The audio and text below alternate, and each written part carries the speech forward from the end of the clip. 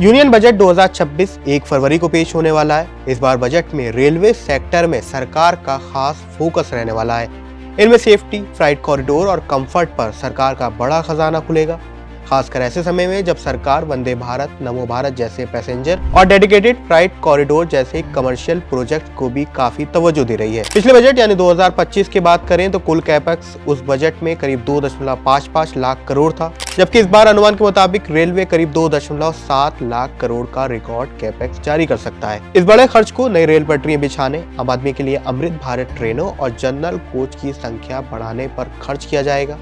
एक segment wise देखें तो सबसे पहले बात सुरक्षा की करते हैं। हालिया रेल हादसों को देखते हुए इस बजट में स्वदेशी एंटी क्लीजन सिस्टम यानी कवच सिस्टम के लिए बजट में करीब 25% तक की बढ़ोतरी की उम्मीद जताई जा रही है। इससे ज्यादा रूट्स पर सिक्योरिटी का खास इंतजाम रखा जाएगा। ये एक ऐसी टेक्नोलॉजी है जिसमें रेल हादसे होने से पहले ट्रेन को अलर्ट कर दिया जाता है और रेल हादसे होने से बच जाते हैं। दूसरा बड़ा खर्च अब रेलवे में बैठने नहीं बल्कि स्लीपर ट्रेन पर खर्च किया जाएगा, क्योंकि वंदे भारत स्लीपर ट्रेनों की बड़ी अनाउंसमेंट इस बार हो सकती है। कुछ ही दिन पहले पहली वंदे भारत स्लीपर को चलाया गया था। इससे लंबी दूरी का सफर अब फ्लाइट जैसी लग्जरी के साथ पूरा किया जाएगा। साथ ही शहरों के बीच चलने वाली वंदे मेट्रो पर भी इस बजट में बड़ा बदलाव हो सकता है। लास्ट बजट में करीब 200 वंदे भारत चलने का अनाउंसमेंट किया गया था। इस बार भी बजट में वंदे भारत और अमृत भारत ट्रेनों को लेकर बड़ा अनाउंसमेंट की उम्मीद जताई जा रही है।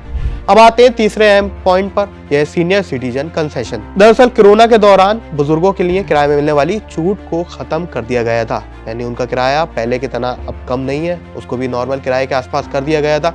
लेकिन इस बार बजट में उम्मीद जताई जा रही है कि सरकार एक बार फिर से सीनियर सिटीजन कंसेशन को बहाल कर सकती है। अब बात करते हैं रेलवे के फ्राइट कॉरिडोर की यानी कमर्शियल प्रोजेक्ट्स की, जहां से सरकार को कमाई भी होती है और देश की प्रगति में रेलवे का अहम रोल रहता है। सरकार इस बजट में ईस्ट कोस्ट और नॉर्थ साउथ जैसे फ्रेट कॉरिडोर्स यानी मालगाड़ी के लिए अलग से ट्रैक का ऐलान कर सकती है। इसका फायदा ये होगा कि जब मालगाड़ियां अपने अलग अलग ट्रैक पर चलेंगी तो आपकी पैसेंजर्स यानी उन ट्रेन, मेल, एक्सप्रेस ट्रेनों को रुकना नहीं पड़ेगा, जिससे रेलवे का और आम यात्रियों का समय बच सकेगा, यानी माल ढुलाई सस्ती होगी और आपका सफर भी सुपर फास्ट बन सकेगा। माल ढुलाई देश की इकोनॉमी के लिए बेहद अहम है, क्योंकि देश में अभी भी लॉजिस्टिक कॉस्ट काफी ज्यादा है। इसको कम करने के लिए सरकार लगातार डेडिकेटेड फ्राइट कॉरिडोर्स पर काम कर रही है, जिससे रेलवे के जरिए ज्यादा माल की ढुलाई की जा सके और इंडस्ट्री अपना पैसा बचाया जा सके। इसके अलावा रेलवे की मैन्युफैक्चरिंग यानी कोच और दूसरे उपकरणों की मैन्युफैक्चरिंग पर भी खास फोकस रह सकता है। इसके लिए पीपीपी यानी पब्लिक प्राइवेट पार्टनरशिप पर सरकार का फोकस रहेगा।